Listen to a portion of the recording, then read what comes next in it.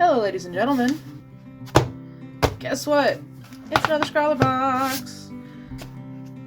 This one's a little heavier than the last one, so let's find out what's inside. Yes!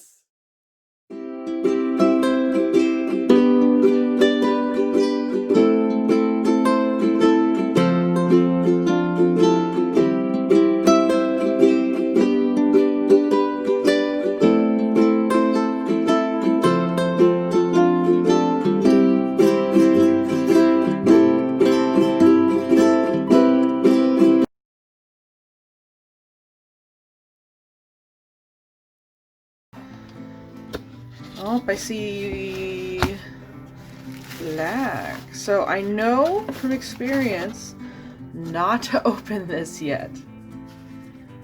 Looking at that though, looking at this, I think we have charcoal, but let's take a look. Beautiful. Phoebe Cripps. Phoebe has loved art from a very young age. She received a classical training in fine art at the Florence Academy of Art, graduating from their 3-year painting program in 2012. Somewhere between Kent and London. Cool. So, Phoebe Cripps, artist, phoebecripps.com. Wonderful detail. So let me get the box out of here because it's taking up everything you guys can see. There's a lot of little things in here.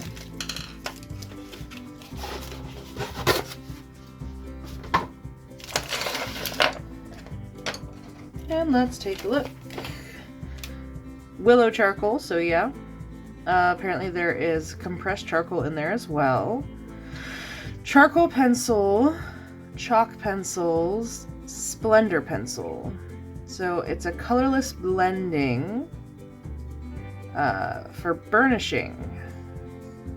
Getting a glossy finish. I've never thought you could use a blending pencil with charcoal because it's so dusty.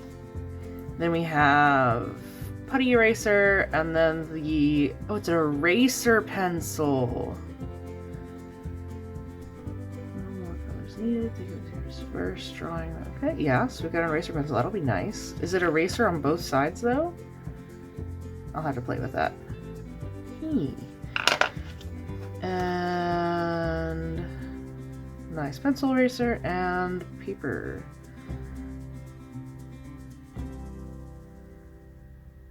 Carbon Heroes.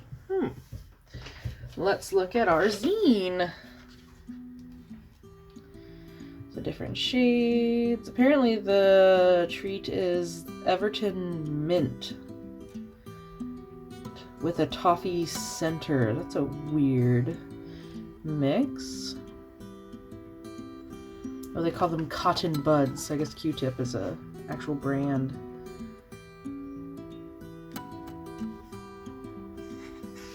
Neato. You've got some more about the artist. I really like looking more at specific artists, and something I'm going to be able to do is I can actually take these books and use them in the classroom too, if I collect up enough of these, because that would be super cool.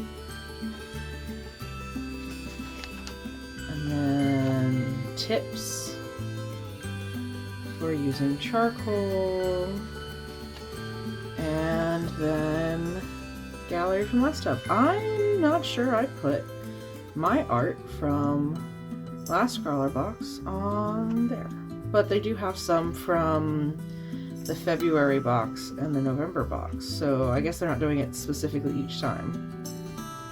That's kind of cool. And the December box too. And some information on charcoal. See, I like this. As an art teacher, this is very useful. I'm going to keep these probably longer than I should. So besides what I'm pretty sure I've done in SCRAWLRBOX once or twice before, I have not used charcoal since university. And even when I used it in university, I was only allowed to take 2 university classes on art. So I only had so much experience, but charcoal and Conte crayon, which is what the brown and the white pencils really remind me of, I didn't have too much experience with. I mean, I did a lot of it in those classes, but not really again since then. One thing I remember learning, and it's useful even when you're starting on a mid-tone paper like the gray, is to lay down a light coating of charcoal, because what it allows you to do is you can actually sketch with the eraser, which is super handy because if you were to sketch with the charcoal, it's actually harder to erase off of than it is to fill an erased gap. Working with the mid-tone, it's really nice because you can add a little bit more dark, a little bit more light, a little bit more dark, and push and pull. In honor of Junicorn, I don't think I could get away from Junicorn without drawing at least one unicorn. I started on this horse, and I didn't realize until the end that the horse's length of his face was way off. So I actually wound up getting impatient towards the end, so like the nose is beautiful. I love the nose. It's a great, beautiful horse nose, and then as I got up to the higher parts of the head, I kind of got distracted and bored and didn't spend as much time on it. I originally was just going to do black, white, and gray, then I remembered the brown color, so I went through and started adding that in, adding some nice warmth and what have you. I was trying to push and pull to show that the horse had black, white, and brown on its face. I don't think that came through particularly clear with the shading and everything I decided to do. I feel like I did a decent job not going in and smudging with my finger too much, but it was hard. It's a habit that you pick up as a kid. I know as an art teacher, I'm always trying to push my kids not to smudge with their fingers. I mean, I've got tortillions and other doodad thingamajigs in the art room that they are totally welcome to use. I just don't like loaning out too many of them because students like to destroy them. Especially once they find out that tortillions are made out of rolled up paper, they like to cut it and then slowly peel it like the most fun onion, I guess. But I've gone through quite a few just because kids like to eat and destroy them. But that's all art supplies, honestly. I just kind of expect all of my stuff in the art room to slowly be destroyed. I only brought in my personal art supplies like once when I first became a teacher, and I ain't ever doing that again, even if I had something really cool to loan a student. Nope. It's no good. It is no bueno. And like I said, the kids just destroy everything. So, layering in black, white, and brown. The brown didn't mix with the white and black very much. It kind of sat on top. So I put down like a base coat of the black and the white, and I still had to go back and put more black and white on top of it. That has to do with the opaqueness of chalk. I should have expected that. I'm quite fond of the bit in the horse's mouth. Or unicorn's mouth. I feel like I got the shininess pretty well, but yeah, you can see, especially when it came to the ears, I didn't really care anymore, and I stopped looking at my reference, and I was just like, yeah, that's an ear. That's what horse ears look like, right? And the horn angle is a little weird. I think it's too vertical. Doesn't come straight out of the head. You would kind of like a weird swept back horn if the horse's head was lifted. But this is this unicorn. Something that I actually wound up doing afterwards is I wanted to do more of an abstract unicorn. I pulled all the charcoal out again, started where I did last time, putting down my nice mid-tone, and started sketching with the eraser. If you get this box, I highly suggest doing that. Sketching with the eraser is so much easier, so much nicer.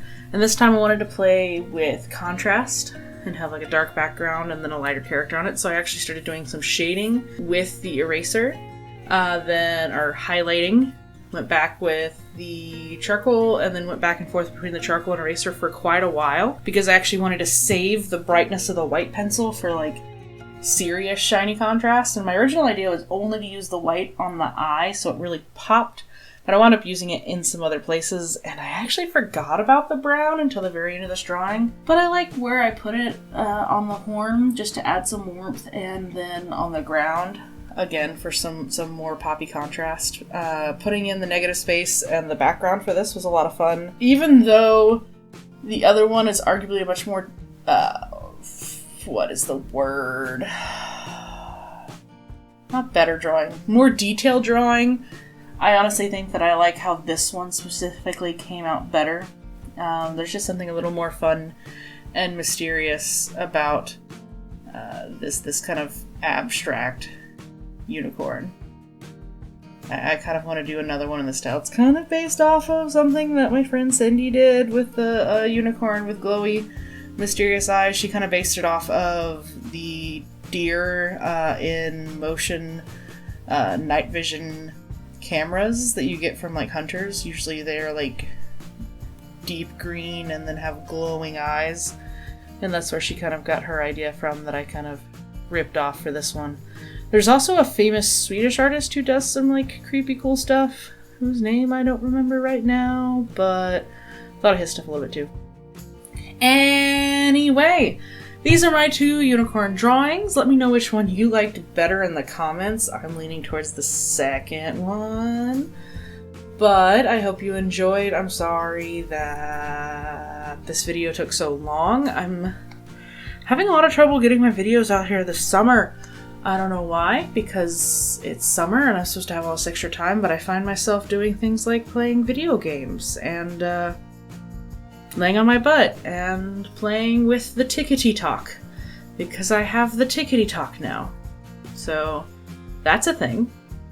Anyway, until next time, thank you guys for watching, and thank you to my patrons, Kaze, Mom, Dad, Jamie, Cindy, and Hans. I really appreciate you guys. I appreciate everybody here, and I'll see you guys next time. Hopefully, within a week. Alright, bye guys.